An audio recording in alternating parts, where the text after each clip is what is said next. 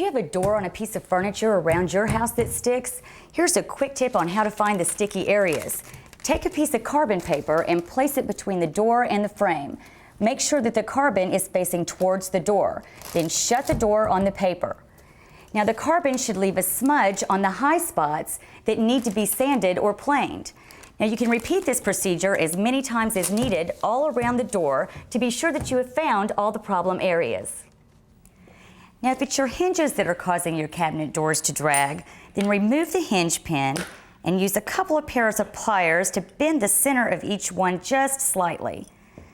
Now this will allow your pins to fit a little tighter, therefore lifting your cabinet doors just a little and allowing the whole thing to operate more smoothly.